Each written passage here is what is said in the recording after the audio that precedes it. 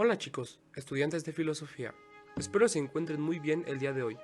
Nos encontramos aquí porque hablaremos sobre tres temas que están relacionados con la filosofía. Lo que les explicaremos será el pensamiento mágico primitivo, los mitos y la religión, su definición, sus funciones, así como su clasificación. Para eso, hicimos una visita al Museo Nacional de Antropología, lo que nos permitió comparar y relacionar lo que encontramos ahí con los temas que abordaremos. Así que, a lo largo del video, se mostrarán imágenes del museo y a la par explicaremos los conceptos. Bueno, sin más que decir, empecemos. En primer lugar, cabe señalar el papel del ser humano. ¿Y por qué esto?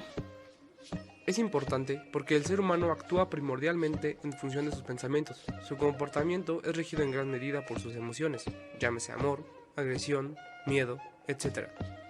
Ahora entiendo, cuando se hablaba que durante el largo proceso de humanización al desarrollo del cerebro, se unió el desarrollo de todos los pensamientos simbólicos que caracterizan al hombre moderno, construyendo un mundo imaginario y mágico, ligado a los eternos problemas existenciales, ¿cierto?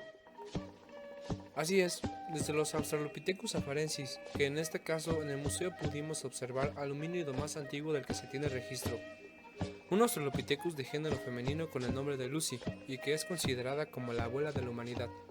Hasta el Homo sapiens sapiens, la actividad cerebral y la producción de pensamientos fue incrementándose paulatinamente.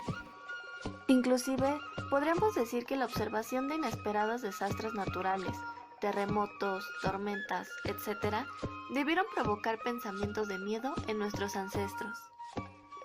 Exacto, esta fuerte carga emotiva producida por estos fenómenos y eventos adversos extremos fue creando un pensamiento mágico. Esta concepción mágica del mundo que nos rodea se manifiesta para el hombre primitivo como un realismo contundente y muy veraz, mucho más fuerte que la propia realidad. Por lo expuesto, el ser humano primitivo nunca dudó de la certeza de un sueño, de un augurio, de cualquier revelación proveniente de este universo mágico. Para él, esta visión mágica era la única y absoluta verdad existencial. Entonces, intentar explicar lo que se observa es tarea casi inmediata. Si básicamente pensar es relacionar, lo siguiente es explicar lo que se ve, lo que se percibe.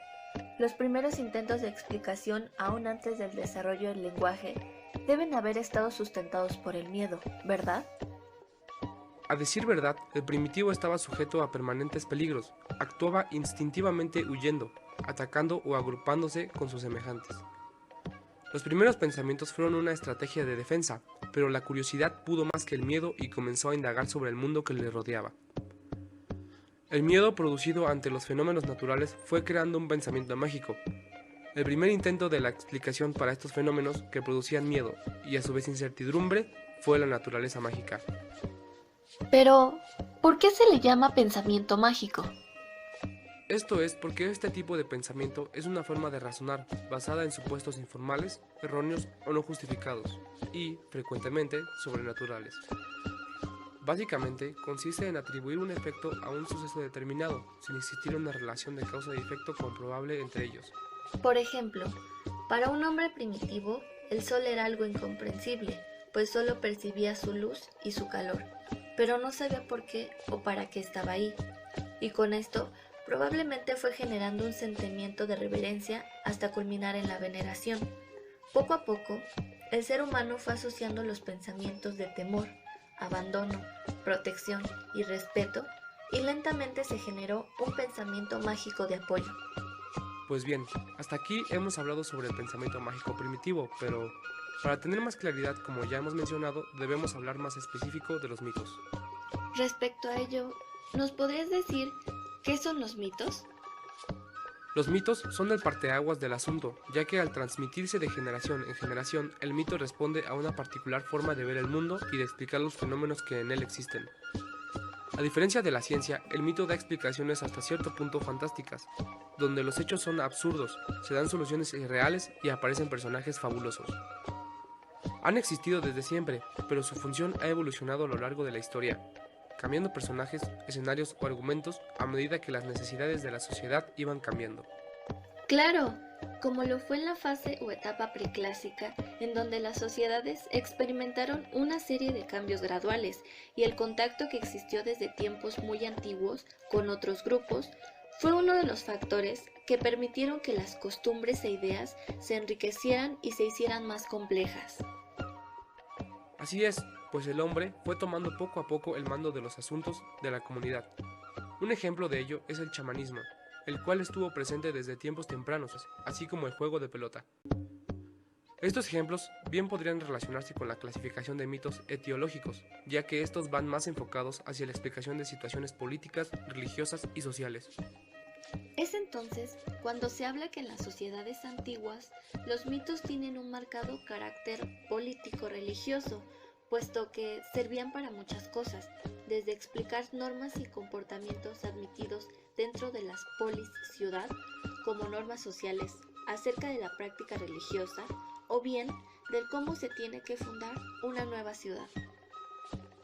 ¿Nos podrías decir qué relación tienen los mitos con el pensamiento mágico primitivo?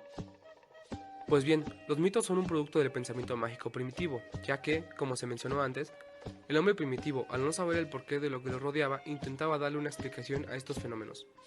Por ejemplo, el sol, al que empezó a tomarle culto, y así fue como empezaron a nacer los mitos acerca del origen del universo o del humano mismo.